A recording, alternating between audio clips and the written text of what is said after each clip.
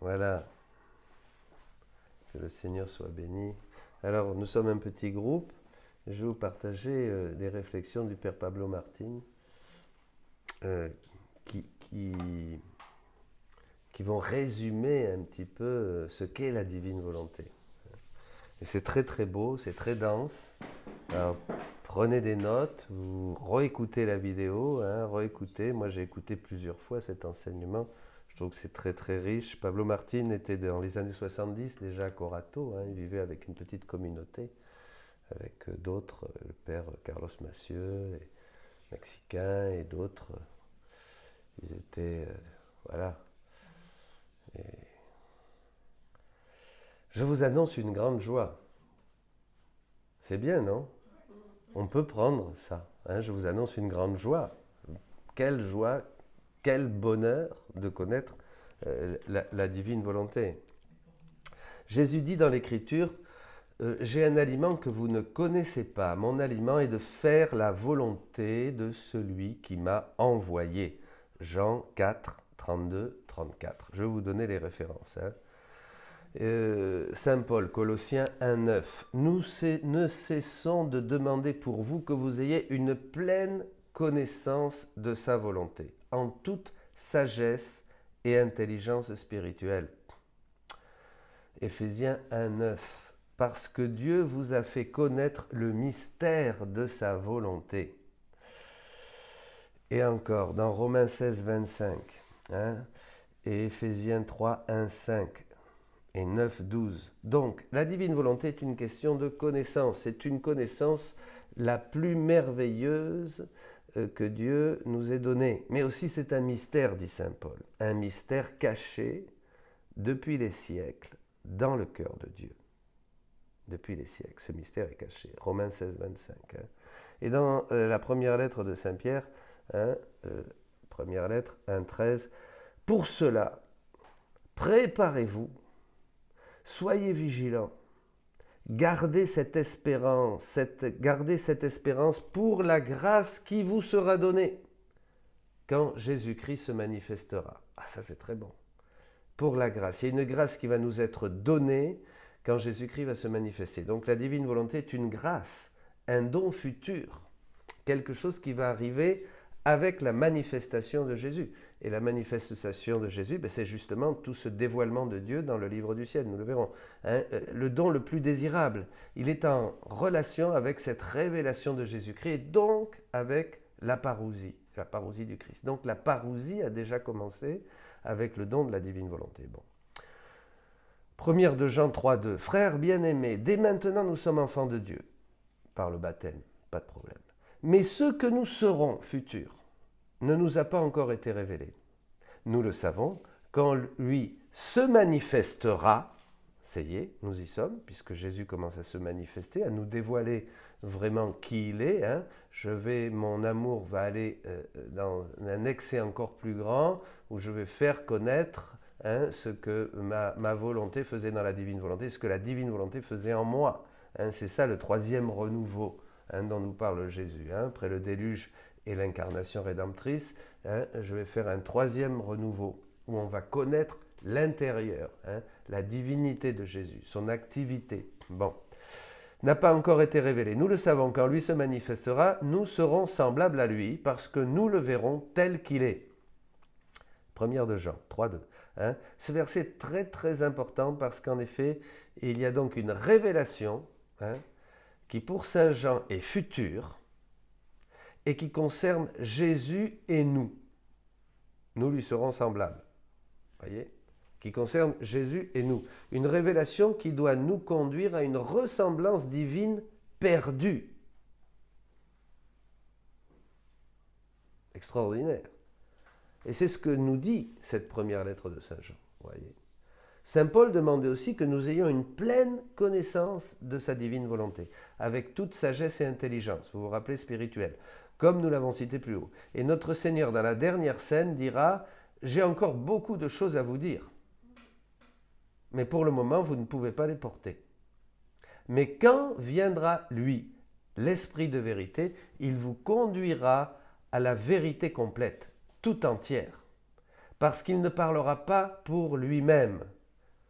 Sinon, il dira tout ce qu'il a entendu. Il vous annoncera les choses futures. Jean 16, 12, 13.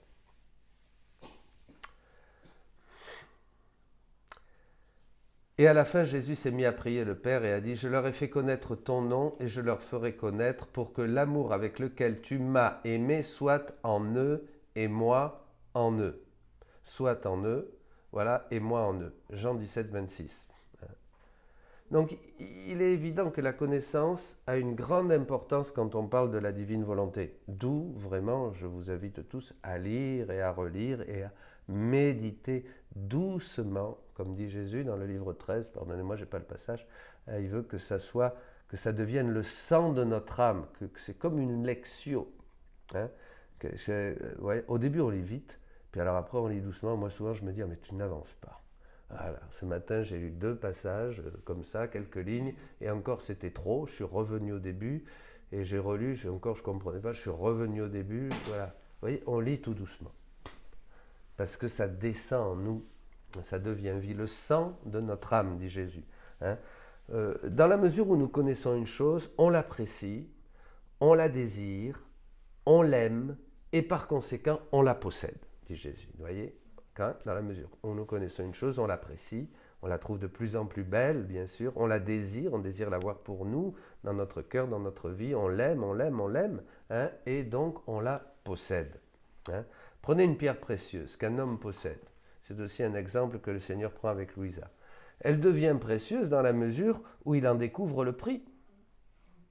Le prix qu'on offrirait pour elle, la pierre n'a pas changé. Ce qui change, c'est la connaissance de sa valeur. Ah ben oui, dis donc, je ne savais pas que ça coûtait si cher ça. Ouh là là, je l'avais laissé traîner dans le jardin. Non, ben, avec la pluie et tout ça, mais dis donc, non, alors je vais le remettre dans la maison, je vais lui faire une boîte, vous voyez. Bon, hein, si on gagne un grand prix, un grand cadeau qu'on vous offre, le dernier modèle ou alors quelque chose qui coûte très cher, hein, on va le regarder, on va l'admirer, voilà. Hein. On va faire très très attention. Et ça c'est important.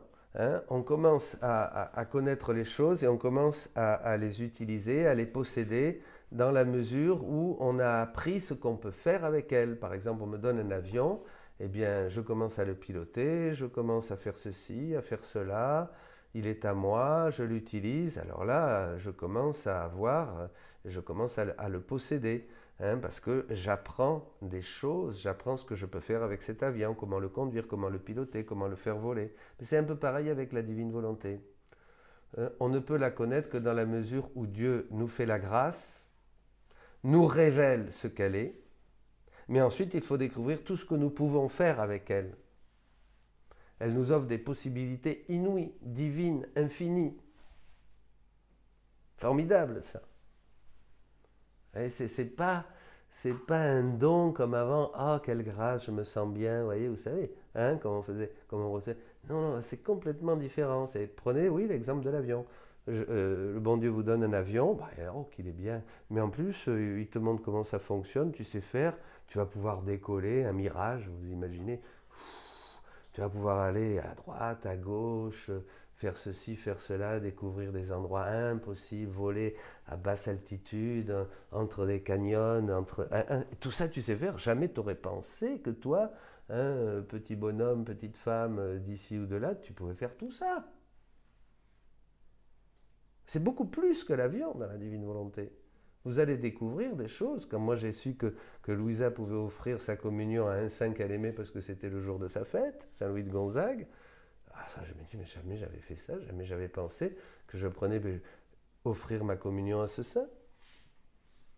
Inonder les âmes du purgatoire, aller chercher les pécheurs qui sont en train de mourir, aller au ciel, aller partout, dans la création. Vous voyez ? Bon, c'est extraordinaire. Hein. Elle nous offre des possibilités inouïes. Et c'est la grande inconnue. C'est la grande inconnue. Il faut dire que la divine volonté est vraiment la grande inconnue, complètement méconnue. Malgré les révélations importantes que l'on trouve dans la Sainte Écriture, elle reste toujours très peu comprise, cette divine volonté. Ce n'était pas encore le temps. Ce n'était pas encore le temps. On a découvert quelques petites choses, et encore bien confuses pour nous, des choses assez imprécises, limitées, même dans les livres de théologie, ou dans la pensée commune des gens. La divine volonté, on va l'associer à la volonté, à faire la volonté de Dieu. Par exemple, on aura l'idée que la volonté de Dieu, voilà, c'est ça. C'est ça l'important.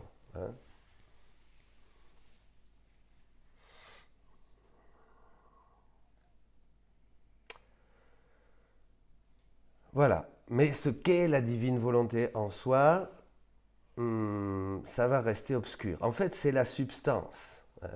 C'est la substance de l'être de Dieu.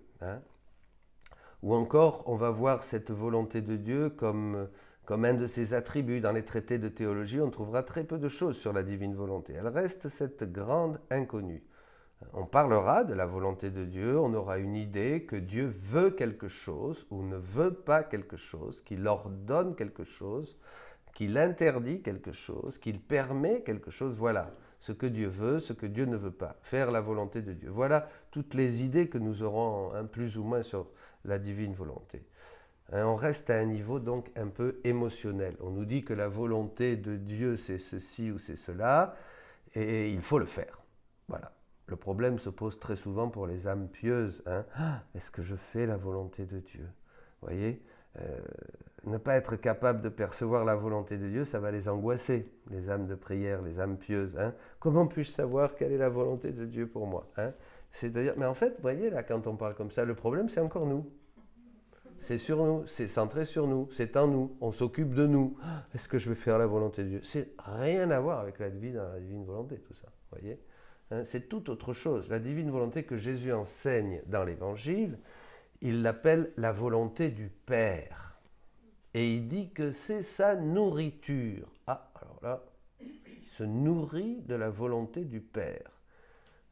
Donc il s'agit d'une réalité intime, vitale, essentielle de Dieu. Vous voyez, de manière un peu intuitive, on pourrait dire que la volonté de Dieu, c'est le substantif, tandis que toutes les autres choses, ce sont ces attributs divins, l'amour, la bonté, la sagesse, la miséricorde, la justice, l'éternité, l'immutabilité, l'immensité, la toute-puissance, la pureté, la sainteté, etc. Ce sont des adjectifs, des qualificatifs.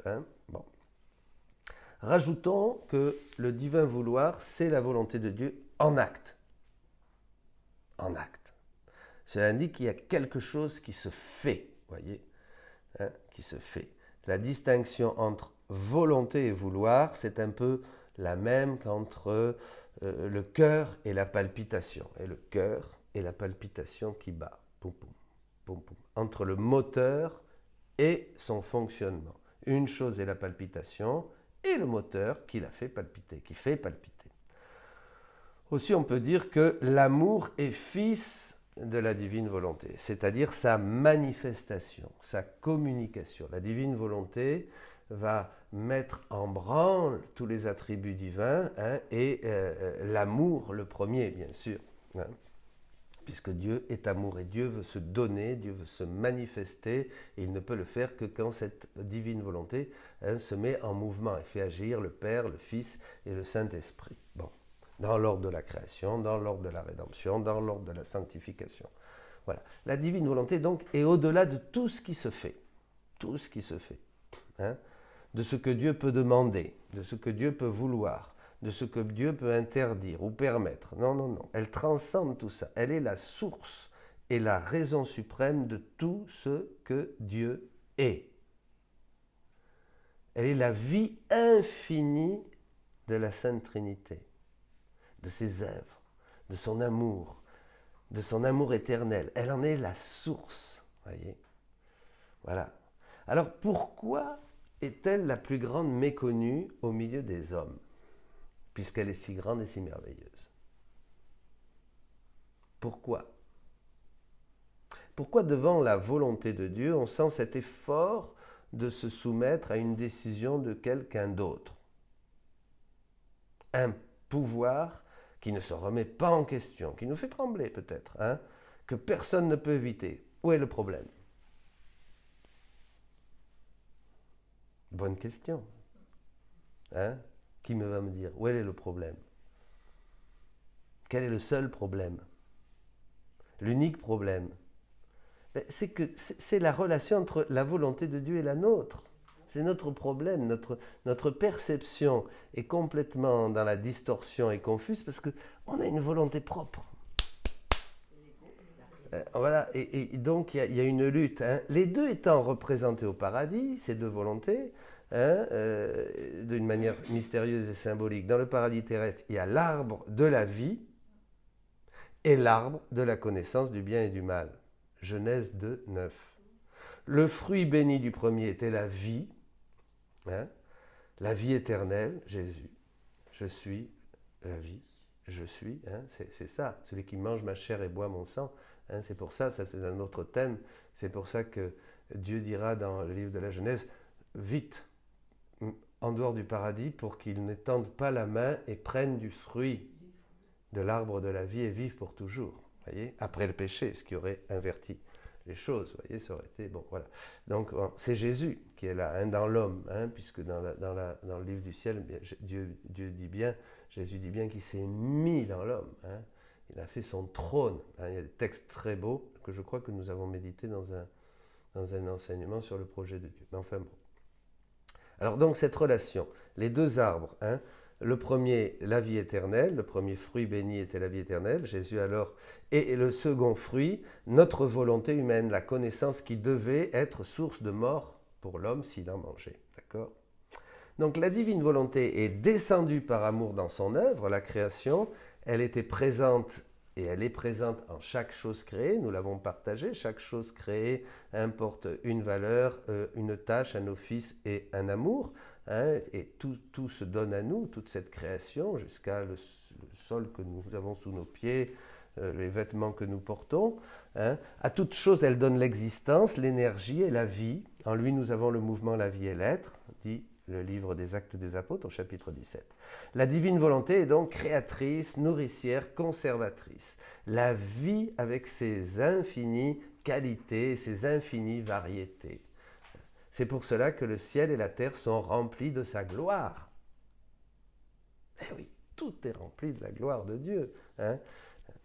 Aussi, dans l'homme, Adam créé, parfaitement immaculé, la divine volonté était présente pour être sa vie. Hein, sa vie. Et elle était toute glorieuse dans l'homme. Elle était toute glorieuse. Hein. L'homme dépassait toute chose en dignité et en beauté. Voilà. Tous les autres êtres créés lui étaient inférieurs parce que les autres êtres créés sont des œuvres, des créatures de Dieu. Mais l'homme, Adam, était créé comme fils, fils de Dieu. Hein. Luc 3, 38. Fils de Dieu. En Adam, Dieu décréta tous les hommes fils. Tous les hommes étaient contenus en Adam. Tous les hommes futurs, passé, présent, futur. Hein. Dieu voulait, tous les hommes futurs, bien sûr, hein. Dieu voulait que tous deviennent ses enfants. Adam et toute sa descendance étaient appelés à être des fils de Dieu en Jésus-Christ, le Verbe incarné, le premier-né de toute créature. Colossiens 1, 15, 17. La tête de tout homme. 1 Corinthiens 13, 3. L'héritier de toute la création. Luc 20, 14. En Adam, fils de Dieu, la divine volonté voulait former non seulement la vie naturelle, puisque Adam a été créé une âme vivante, 1 Corinthiens 15, 45, sinon la vie surnaturelle de Dieu. Et cela était un don de la grâce, un don que nous recevions de Jésus en devenant participants à sa nature divine. Jésus, le premier-né de toute créature. Vous voyez, c'était ça le plan de Dieu, nous devenions participants totalement de la nature divine, voilà, hein, pour régner avec le Fils, le roi, et nous, les rois, le roi des rois, hein, Apocalypse 19. Cependant, il fallait que le don soit accepté librement et par amour. Ça, il faut l'épreuve. Ainsi, librement et par amour, Dieu l'offrait à l'homme. C'est exactement le sens de l'épreuve. Sans l'épreuve, la libre acceptation totale de la volonté divine, hein, sans cette épreuve, hein, Dieu aurait eu que des serviteurs, des esclaves, des marionnettes, hein, mais pas des fils. Alors, pas des fils. Et cela est indigne de l'amour de Dieu. Parce que Dieu Dieu ne peut pas créer des marionnettes. C'est moche. Ça n'existe pas, ça. Vous voyez ça, vous? Un mage, vous savez, qui abuse, qui crée des marionnettes. Et puis, il nous guide comme... Non, on est fils. Et on a cette volonté libre. Hein? Voilà. L'homme devait donc avoir sa volonté humaine comme s'il ne l'avait pas. Alors ça, c'est compliqué, hein? On ne comprend pas très bien. Elle devait être là sans être là. Elle devait être un sacrifice de louange. C'est-à-dire, il devait avoir sa volonté, comme dans Jésus, comme dans Marie. Hein? Marie a fait ça. Elle n'a jamais permis, même le temps d'une respiration, à sa volonté humaine de faire quelque chose. Elle l'a mis tout de suite au pied, dès qu'elle a été conçue, au pied de la Sainte Trinité. Vous vous rappelez? Dans le livre bleu. Donc, bon. L'homme devait avoir sa volonté humaine, mais comme s'il ne l'avait pas. Elle devait être sacrifice de louange. Dieu voulait que l'homme le lui donne par amour, comme une offrande d'amour, pour laisser justement un espace au don de la divine volonté. Et cela continuellement et en tout acte. Hein. En fait, la volonté, Jésus explique que la volonté humaine a été créée comme un vase vide pour contenir la divine volonté, ne faire plus qu'un avec elle, une seule et même chose. Alors c'est la même chose, en un mot, il devait l'avoir et ne pas l'avoir. C'est la même chose que le problème de l'arbre de la connaissance du bien et du mal. Il fallait qu'il soit là, dans le jardin. Il fallait qu'il soit là. Mais l'homme ne devait pas manger de son fruit, afin de ne pas mourir. Qu'est-ce que cela veut dire? Cela veut dire qu'au paradis, qui était le paradis terrestre, qui était la nature de l'homme, Adam, il ne pouvait pas manquer cette volonté humaine. Il fallait qu'elle soit là, justement, pour que l'homme puisse arriver à faire ce don, cette acceptation libre de la divine volonté. Cette faculté de décider activement, voilà, qui caractérise l'essence même de notre être libre. C'est ça qui est beau, c'est unique. Nous avons la capacité de décider, comme Dieu, librement, nous avons le choix. Hein. Ça, c'est clairement affirmé dans la parole, hein, et c'est un don que Dieu fait à l'homme et qui nous montre justement que nous sommes vraiment créés à son image. Vous comprenez? Ah, c'est ça. Nous sommes vraiment des petits dieux. J'ai la possibilité de faire le bien ou de faire le mal. Et maintenant, on peut dire très clairement que, doté de libre arbitre, l'homme a donc rejeté Dieu et il s'est préféré lui-même. D'accord? Et c'est là le grand chaos. Et c'est précisément ce qu'a fait Lucifer d'une manière... l'homme l'a fait intérieur, c'est ce que l'homme fait quand il pêche. Et c'est ce qu'a fait Lucifer au début des temps. Vous vous rappelez? Je ne servirai pas. C'est pour ça que c'est toujours aujourd'hui une lutte de volonté. Vous voyez, quand on cherche à vivre dans la divine volonté, qu'est-ce qu'on fait? On veut faire des actes pour que règne la volonté divine dans les volontés humaines. On influence tout. Vous comprenez? Pourquoi? Parce que la lutte, comme au début, entre Lucifer et Saint-Michel, entre Dieu et Satan, c'est toujours une volonté qui s'oppose. Et ça, nous, ce combat, nous allons le mener dans nos actes, dans nos choix, dans nos vies. Et nous participons à la grande lutte, au grand combat de tous les temps. Vous voyez, c'est simple. C'est pour ça qu'en vivant dans la divine volonté, nous sommes vraiment le triomphe de Dieu. Parce qu'il n'y a rien de plus puissant pour faire descendre ce royaume, ce règne de Dieu sur la terre comme au ciel. Mais au départ, c'est toujours quoi? C'est une lutte de volonté. C'est une lutte d'idées. Là, on est au cœur du problème et au cœur du combat spirituel. Quand on a bien compris ça. Bon. Donc, à la nature humaine, esprit, âme et corps, 1 Thessaloniciens 5, 23, qui faisait l'homme à l'image de Dieu, Dieu va ajouter un don. Il va rajouter un don divin comme une couronne royale, un don surnaturel, le don de son adorable volonté, afin que l'homme soit parfaitement à sa ressemblance. L'homme est créé corps, âme et esprit, comme dit saint Paul, voilà, tripartite même, on peut voir déjà là. Il va rajouter, mais Dieu va rajouter un don divin extraordinaire, le don de sa adorable volonté, afin que l'homme soit à sa ressemblance. Cette ressemblance que nous allons perdre, à sa ressemblance. Dieu a fait l'homme à son image pour que l'homme puisse vivre et agir. Attention, agir comme un petit Dieu créé.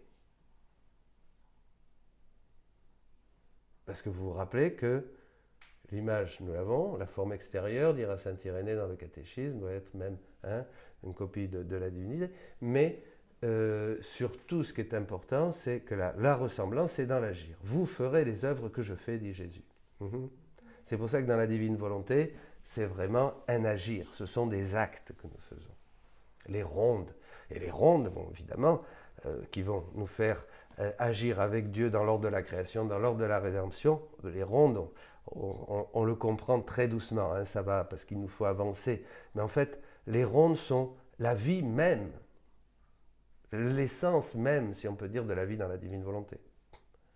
Plus nous allons entrer dans la divine volonté en mode continu, plus nous allons être constamment dans des rondes à travers tout ce que nous faisons. Voilà. Ouais. Notre agir va devenir,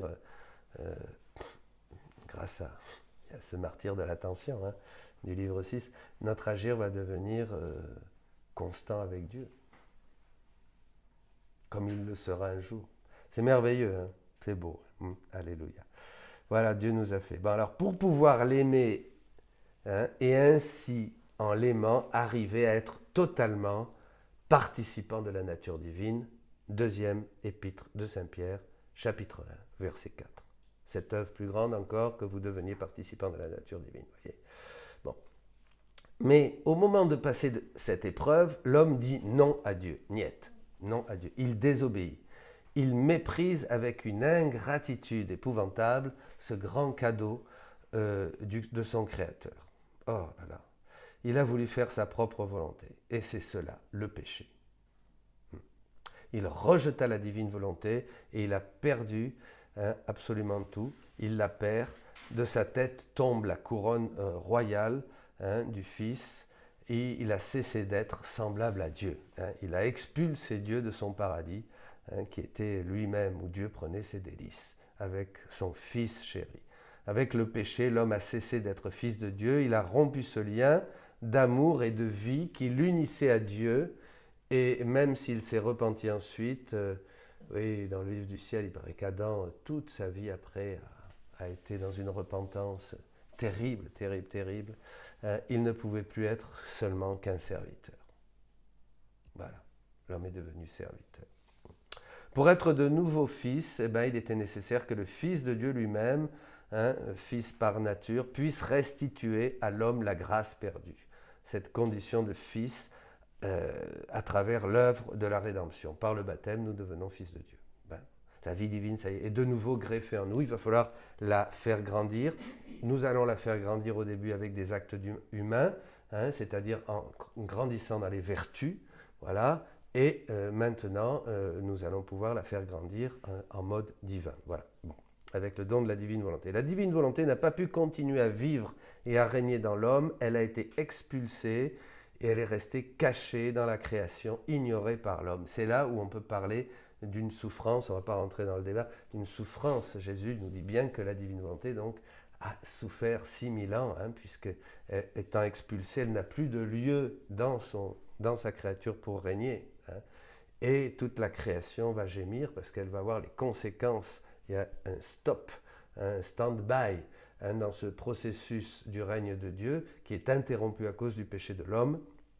Et la création en souffre les conséquences. Vous me suivez, Bon. C'est pour cela que toute la création gémit et souffre dans les douleurs de l'enfantement, Romains 8, 22. Elle est restée comme une mère amoureuse, que c'est beau ça, une mère amoureuse privée de ses enfants, parce qu'ils ne la reconnaissent pas. La divine volonté n'est pas reconnue dans la création. Voilà, on va à la plage, on se bronze, on va à la montagne, on fait du ski, on s'amuse bien, on vole Dieu. Jésus dira que, oui, parce que la création appartient de droit au Fils, c'est-à-dire à ceux qui vivent dans la divine volonté. Là maintenant, à vous, vous êtes contents, tout vous appartient. Voilà. Avant, la divine volonté, ça nous était prêté, dit Jésus. Et si on ne vivait pas avec Dieu dans le péché, évidemment, alors là, on vole carrément. Bon, parce qu'il ne la connaissait pas, il l'ignore et il l'offense brutalement. Mais elle continue de veiller sur ses enfants ingrats en les servant à travers toutes les choses créées, en leur donnant le peu qu'ils puissent recevoir à cause de leur aveuglement, de leur éloignement, espérant un jour où sa lumière arrivera à pénétrer leur esprit pour qu'elles puissent de nouveau venir et régner au milieu des créatures. Et ce jour est arrivé. Voyez, c'est ça qui est extraordinaire. Ce prodige des prodiges est arrivé. Et finalement, ils l'accueilleront pour la laisser régner en eux comme vie. Pour qu'il y ait règne, il faut qu'il y ait vie. Pour qu'il y ait vie, il faut qu'il y ait continuité. Voilà. Le péché, c'est de faire comme un enfant qui, à peine commence à parler ses premiers mots. Ben, c'est ça qu'on a fait à papa et à maman. Sinon, pour dire, va-t'en. Sors de ma vie, donne-moi mon héritage et je m'en vais. Voilà, je ne te connais pas, je ne te veux pas, je ne t'aime pas, je ne te servirai pas. C'est donner la vie à notre volonté humaine, c'est ça, on donne donc vie à notre volonté humaine et on rejette la volonté divine, la divine volonté. C'est vouloir se faire Dieu, mais sans Dieu. D'accord ? Il faut savoir que la volonté divine et la volonté humaine devaient vivre dans une union totale d'amour, qu'on ne pourrait pas distinguer l'une de l'autre, comme une goutte d'eau plongée dans la mer. Pour cela, plus qu'une union, elle devait vivre dans l'unité d'un seul vouloir, voyez, dans l'unité d'un seul vouloir, le divin vouloir, le divin vouloir. C'est ce qui se passe précisément en Jésus-Christ, vrai Dieu et vrai homme. Il a par nature une volonté divine qui est la même que la volonté du Père et de l'Esprit Saint et une volonté humaine qu'il a conservée toujours innocente, fidèle, qu'il a gardée toujours parfaitement immolée. Ouais. Que ce soit ta volonté et pas la mienne, complètement immolée, comme dans la Vierge Marie. Voilà. Jésus l'avait comme s'il ne l'avait pas, parce que les deux volontés vivaient et agissaient dans l'unité d'un seul vouloir. Le divin vouloir. Il n'y a pas eu, tous les actes de Jésus étaient plongés dans l'acte unique et éternel de Dieu, dans le divin vouloir. Il n'a pas eu de double vie, une fois comme Dieu et une autre fois comme homme, non. Sinon, toujours, partout, en toutes choses, comme homme et Dieu qu'il était. Indissociable, bien sûr. C'est pour cela que tout ce qu'il a fait, Jésus, notre Jésus bien-aimé, il l'a fait avec une nature parfaitement humaine, les choses même toutes simples, les petites choses, manger, dormir, pleurer, aller chercher des fleurs pour sa maman, clouer une planche avec Saint Joseph, converser, c'était le fruit d'un vouloir divin, éternel, saint. Donc la valeur de ces petites choses que faisait Jésus est donc infinie, divine, elles pénètrent l'éternité. Et cela parce qu'elles sont faites par une personne divine et sont le fruit d'un divin vouloir. Jésus dit, moi aussi j'avais besoin d'une divine volonté, comme vous maintenant qui vivez dans la divine volonté. Jésus dit, moi aussi j'avais besoin d'une divine volonté pour que mes actes soient vraiment universels et puissent embrasser toutes les générations. Voyez ?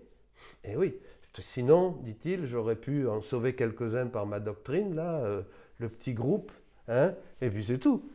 Mais voyez, bon, on perçoit donc ce qu'est la croix douloureuse. Elle est formée par ces deux volontés qui s'opposent. Je forme ta croix, tu formes ma croix, qui se croisent comme les deux axes de la croix. Le vertical, c'est la volonté de Dieu, et l'horizontal, eh bien, je ne veux pas, c'est la volonté de l'homme. Donc Jésus, dans son incarnation, va unir dans un mariage d'amour ces deux volontés. La volonté divine et la volonté humaine. Il va assumer en lui toutes les créatures pour les unir de nouveau à Dieu. Il va embrasser la volonté de Dieu et les volontés humaines qui s'y opposent. Toutes les volontés humaines. Il va toutes les assumer en formant la croix de douleur, la croix de Jésus, qui vient de son abandon total dans les mains du Père. Voilà, c'est seulement cet abandon total, dans les mains du Père qui va le soutenir. C'est la croix d'amour. Et dans cette croix d'amour, nous percevons ce cantique, ce chant de victoire tout neuf, tout frais, ce chant de la résurrection. C'est justement cela, la croix d'amour de Jésus qui est la palpitation de toute sa vie. Ô croix, enfin, je te rencontre. Combien je t'ai aimé. Garde mes enfants. Hein. Pourquoi nous n'entendons pas ce cri de Jésus? Parce qu'en nous, il n'y a pas cette croix d'amour de Jésus. Sinon seulement la croix douloureuse, la croix qui supporte, la croix que nous tirons comme Simon de Cyrène. Et oui, on ne perçoit pas la croix d'amour. On perçoit la croix comme une imposition, presque comme un châtiment. Hein? C'est cela qu'il faut voir devant la volonté de Dieu. Parce qu'il y a plusieurs attitudes qui vont d'une rupture totale avec Dieu, et c'est le péché, à la réconciliation, le pardon, l'obéissance. Et après, il y a plusieurs niveaux aussi. Il y a la résignation, il y a la soumission par peur ou par intérêt, peut-être plus, voilà. Par amour, dans le meilleur des cas, et dans l'abandon. Donc on voit qu'il y a une progression de la volonté de l'homme qui s'efforce toujours davantage pour être uni à la volonté de Dieu. Il y a plusieurs, il y a la volonté permissive et puis la volonté voulue, Dieu me laisse le choix, la volonté ordonnée, Dieu m'ordonne d'aimer mon prochain, de prier pour mes ennemis, par exemple. Et après, il y a la divine volonté œuvrante et régnante en moi. Bon, ce qui est la quatrième manière de vivre dans la volonté de Dieu. Mais cela ne suffit pas à l'amour de Dieu. L'amour exige l'unité. Vous voyez, toutes ces formes d'union à la volonté divine, ce n'est pas suffisant. L'amour exige l'unité, l'inséparabilité du début, du temps des origines. L'unité en un seul vouloir, comme au sein même de la Trinité entre les trois personnes. D'ailleurs, le catéchisme dira que la fin de toute l'économie du salut, c'est la créature, l'homme parfaitement uni à la bienheureuse Trinité. Ah, c'est fou quand même. Ça. L'Écriture nous présente le serviteur et le fils. On le voit dans l'histoire d'Abraham. Le problème d'Abraham était le problème même de Dieu. Le même, je m'en vais sans avoir d'enfant, et tout ce que j'ai, à qui je vais le donner? Genèse 15. Voyez? On peut dire que les justes de l'Ancien Testament ont été des serviteurs bons et fidèles, alors que ceux du Nouveau Testament, après la rédemption, sont des fils. Le problème du patriarche Abraham était le même que Dieu. Son serviteur ne peut pas être l'héritier. Même s'il vit avec lui, dans sa maison, partageant ses biens, son amour, sa vie, ses droits, comme le partage un fils, mais l'héritier ne peut être que le fils. Il restera serviteur. Parce que l'héritage ne consiste pas tant dans les choses du père que dans le père lui-même, dans sa vie même. Il faut qu'il ait la même nature. Le chien, il peut profiter de toute la maison ici, vous pouvez même le mettre à table pour qu'il mange avec vous, il restera toujours un chien. Il pourra, il sera là, il ne sera pas comme vous comprenez? Ça c'est important. Jésus dit à ses apôtres dans la dernière scène, vous êtes mes amis si vous faites ce que je vous commande. Mais maintenant je ne vous appelle plus serviteur, parce que le serviteur ne sait pas ce que fait son maître, sinon je vous appelle ami. Parce que tout ce que j'ai entendu du Père, je vous l'ai fait connaître. Jean 15, 14, 15. Jean 15, 14, 15. Et dans son apparition de ressuscité à Marie-Madeleine, il dit, va voir mes frères et dis-leur que je monte vers mon Père et votre Père, vers mon Dieu et votre Dieu. Jean 20, 17. Les apôtres nous offrent une autre clé, un autre moyen pour comprendre les différentes relations avec la volonté du Père. Il est dit, quel grand amour le Père a pour nous appeler fils de Dieu. Et vraiment, nous le sommes. Ainsi, mes bien-aimés, à partir de maintenant, nous sommes fils de Dieu. Oui, nous sommes fils de Dieu par le baptême. Mais nous ne serons pas, mais ce que nous serons n'a pas encore été révélé. Cependant, nous le savons, que quand il se manifestera, nous l'avons vu, nous serons semblables à lui, parce que nous le verrons tel qu'il est. Et c'est ça le dévoilement. 1 de Jean 3, 1, 2. Et saint Paul nous dira, il y aura un temps, l'héritier, il y a eu un temps, l'héritier était enfant, il était petit, et c'est un peu comme être serviteur, enfant, petit, on ne sait pas. Hein? Or, même s'il était propriétaire de tout, il dépendait du tuteur. Il dépendait d'un éducateur, jusqu'au temps établi par le Père. Galates 4, 1, 2. Nous voyons donc qu'il y a serviteur, ami, frère, nous dit Jésus. Et en relation au Père, il y a le serviteur, le fils mineur en âge, un peu encore comme un esclave qui ne sait pas trop, et le fils adulte, comme le fils semblable au Père et digne de lui. Le serviteur ne sait pas ce que fait son Seigneur, l'ami, ici, le sait, mais le fils le fait. Et qu'est-ce qu'il fait? Il fait sa divine volonté. Il fait sa volonté avec lui et comme lui, ici sur terre comme au ciel. Ce qui est pour Dieu dans le ciel devient l'agir de ses fils semblables à lui, ici sur terre, semblable au Fils, semblable à Jésus. Il fait. Il est Fils dans le Fils, en lui, par lui, avec lui, en lui. Cela a commencé. C'est le temps. Le temps est venu. Mais il doit venir encore cette manifestation, ce triomphe qui doit éliminer le règne rival, le règne de la volonté humaine qui est dominé par Satan, arrière Satan. Ta manière de penser n'est pas celle de Dieu mais des hommes, dit Jésus à Pierre. Vous vous rappelez? Bon, elle est dominée. Elle est sous l'emprise de Satan, cette volonté humaine. C'est le règne du péché, c'est le règne de la tristesse, c'est le règne du mensonge et de la mort. Un règne contre un autre règne, deux règnes s'opposent. Une question. Dieu peut-il être résigné à sa propre volonté ou peut-il être soumis à elle ou vivre abandonné à elle? Bien sûr que non. Donc, qu'est-ce que la divine volonté pour les trois personnes divines? C'est sa vie propre. Dieu ne peut pas être soumis ou en opposition. C'est sa vie propre, c'est sa substance, c'est son être. Voilà, c'est tout. C'est son bonheur. Et c'est ce don suprême que Dieu veut donner à ses enfants. Sa vie même. Il ne veut pas seulement que ses enfants soient sages, qu'ils soient bons, qu'ils soient obéissants à ce qu'ils désirent, à sa volonté pour mériter le ciel, mais qu'ici sur terre, cela devienne leur héritage. Que la volonté divine devienne notre volonté. Que nous ayons tout en commun avec Dieu. Comme Jésus, comme Marie, avaient tout en commun avec le Père. Tout ce qui est à moi est à toi, et tout ce qui est à toi est à moi. Jean 17, 10. Tout ce qui est à moi est à toi, et tout ce qui est à toi est à moi. Et ainsi, l'homme sera comme Dieu.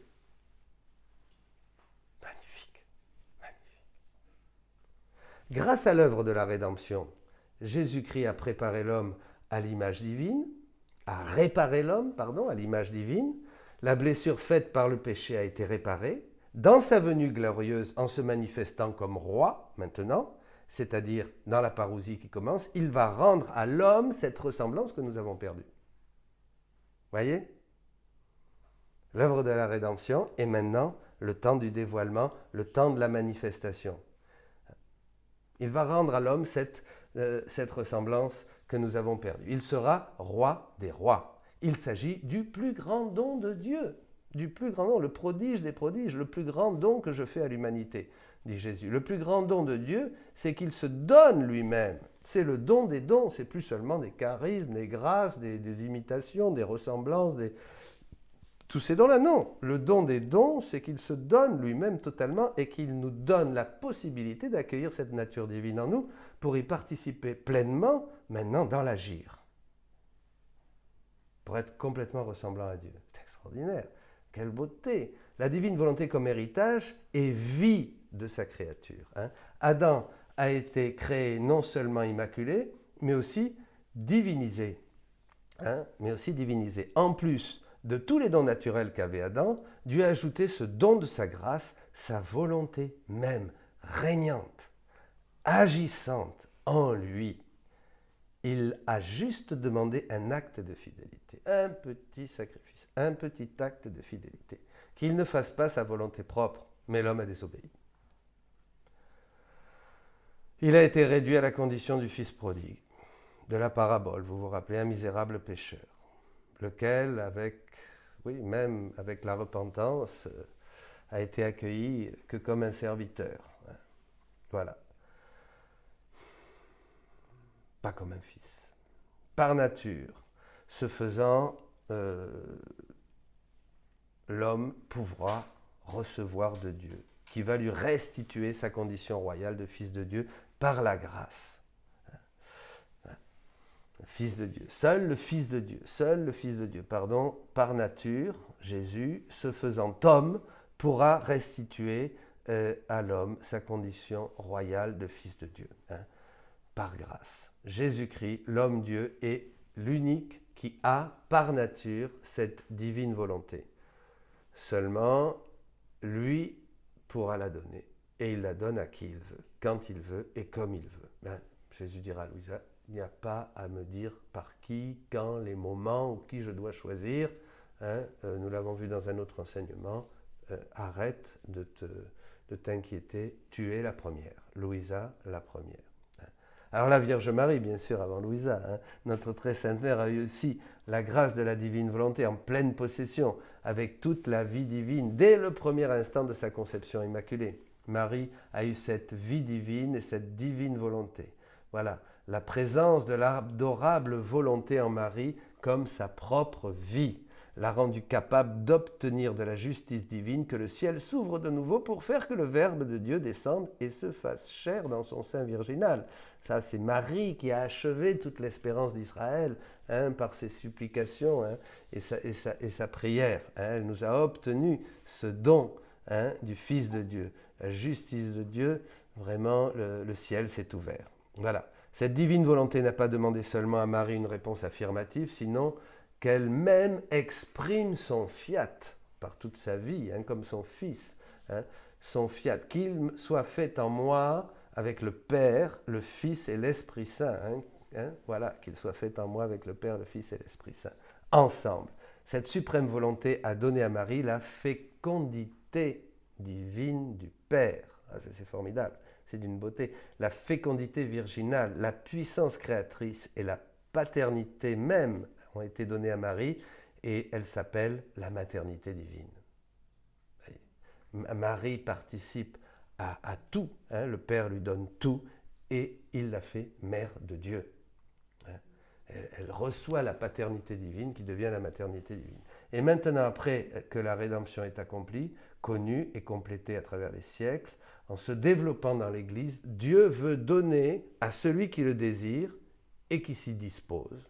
Retenez ce mot, disposition, dans la mesure où il fait le don de sa volonté propre, de sa volonté humaine. Faisons ce don, cet échange de volonté. Dieu veut nous donner le don de la divine volonté. Ce don de Dieu, Dieu l'a donné à son Église à travers une créature qu'il a voulu appeler à cette mission unique, très haute, la servante de Dieu, Luisa Picarretta, née en 1865 et est partie vers le Seigneur en 1947, la petite fille de la divine volonté. Il a donné des garanties, une authenticité que l'on a pu voir chez Louisa avec le sceau de la croix, de l'obéissance. Maintenant, en ces temps, comme Jésus le disait, elle peut dire « Mon enseignement ne vient pas de moi, mais de celui qui m'a envoyé ». Si quelqu'un veut faire la volonté de Dieu, il saura si mon enseignement vient de Dieu ou si je parle de ma propre initiative. Celui qui parle de sa propre initiative cherche sa propre gloire, mais si quelqu'un cherche la gloire de celui qui l'a envoyé, celui-là est vrai et il n'y a pas d'injustice en lui. Jean 7, 16, 18.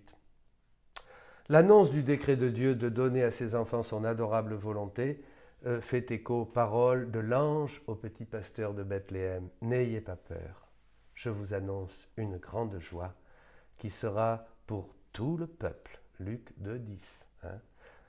À ce moment, Jésus exulte dans l'Esprit Saint et dit « Je te loue, Père, Créateur du ciel et de la terre, d'avoir caché ces choses aux sages et aux savants et aux prudents et de les avoir révélées aux tout petits.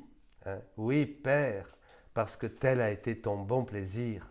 Mon Père a remis toutes choses entre mes mains, et personne ne sait qui est le Fils, si ce n'est le Père, et personne ne sait qui est le Père, si ce n'est le Fils, et celui à qui le Fils veut le révéler. Luc 10, 21-22. Soyez bénis. Amen. Amen.